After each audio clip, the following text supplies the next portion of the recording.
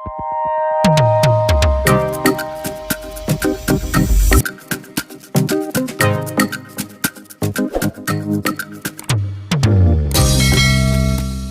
teman-teman, bergabung kembali di channel saya. Hari ini yang kita ulas tentang Bapak Hotman Paris Hutapea yang sudah dilaporkan oleh seorang pengacara dengan pelaporan konten asusila. Dikarenakan Pak Hotman kadang-kadang mengunggah berdansa bareng perempuan-perempuan cantik dan lain sebagainya, dan itu dipermasalahkan dan dilaporkanlah Pak Hotman ini dan tuduhan konten pornografi atau asusila. Nah, bagaimanakah Pak Hotman ini menyikapi hal itu dan bagaimanakah ke depannya nasib Pak Hotman ini? Mari kita ungkap di sini ya guys. Kita cari nasib kedepannya Pak Hotman yang ada kaitannya dengan pelaporan tentang konten asusila. Bagaimanakah nasib kedepannya? Ada simbol blessing, masih diberkati. Selanjutnya saya ambil 3 ya.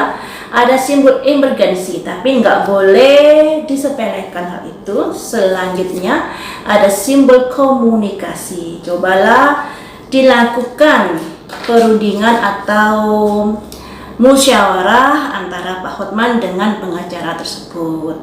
Disarankan seperti itu.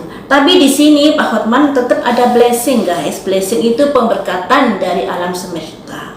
Nasib baik masih berpihak kepada Pak Hotman, tapi tetap harus hati-hati karena sesuatu masalah yang kecil bisa menjadi besar jika disepelekan. Makanya ini disarankan untuk melakukan komunikasi kedua belah pihak.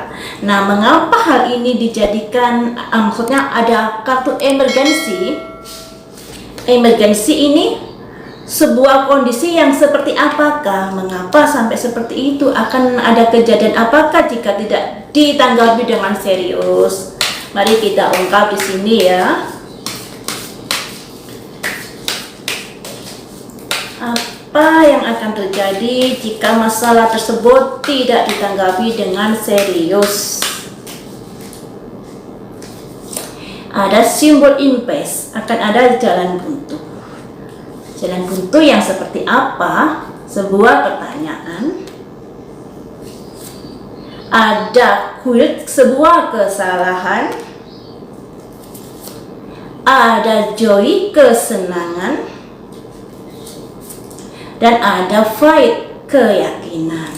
Sebenarnya masalah hal ini, masalah konten pornografi, saya rasa nggak begitu gimana gitu ya, karena bukan pornografi yang seperti apa. Tapi saya juga nggak tahu kode etik seorang pengacara itu harus bagaimana.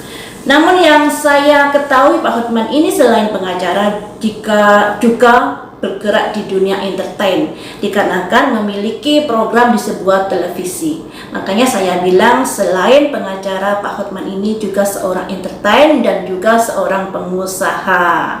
Nah, masing-masing antara pengacara, antara entertain, antara pengusaha tentunya memiliki dunia yang agak berbeda. Bagaimanakah menyikapi hal itu? Ya, kita tunggu saja nanti ke depannya. Saya sendiri kurang tahu aturan-aturan di kode etik seorang pengacara itu seperti apa.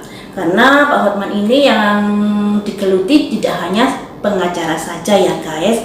Di sini guys, kalau tidak ditanggapi dengan serius emergensi ini akan menemui jalan buntu. Dan jalan buntu ini bisa berakibat yang kurang bagus tentunya. Makanya di sini selagi permasalahan ini masih bisa diselesaikan dengan baik-baik, cobalah jalin komunikasi kedua arah ya. Ada komunikasi di sini.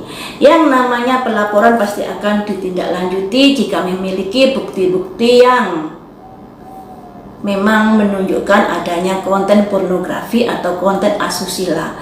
Nah, semuanya itu tergantung dari pihak penyidik atau pihak yang dilapori oleh pengacara tersebut ya.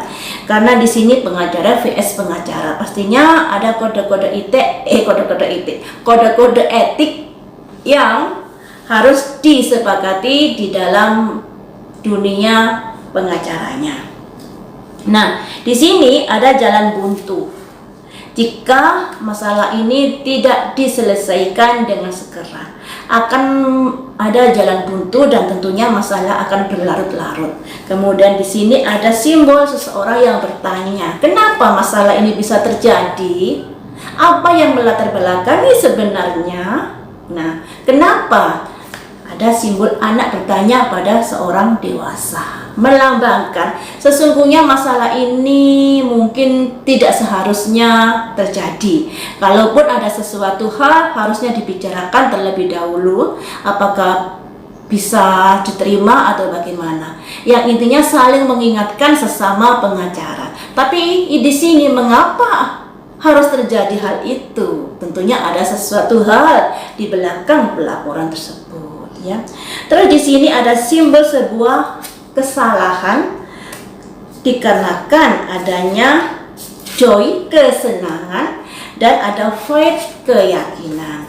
Nah, pengacara yang melaporkan Pak Hotman ini merasa Pak Hotman ini melakukan sebuah kesalahan yang ada hubungannya dengan senang-senang.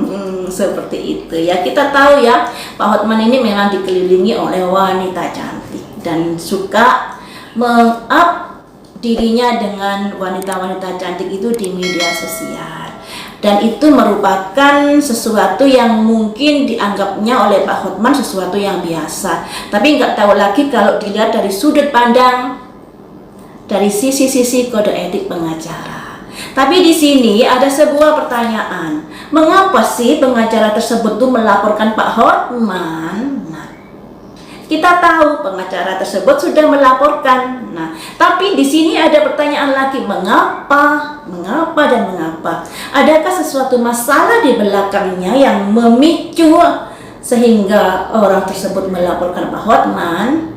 Misalnya ada masalah pribadi dan lain sebagainya, bisa saja itu terjadi. Makanya kartu pertanyaan keluar lagi di sesi yang kedua. Padahal kita juga tahu Pak Hotman dilaporkan karena kasus konten asusila. Tapi mengapa? Ada pertanyaan lagi, pastinya ada sesuatu yang perlu digali lagi mengapa orang tersebut melaporkan Pak Hotman. Kemungkinan ada permasalahan pribadi dengan Pak Hotman. Tapi di sini saya nggak mau mengungkap terlalu jauh ya, kita ungkap yang sebatas kulitnya saja.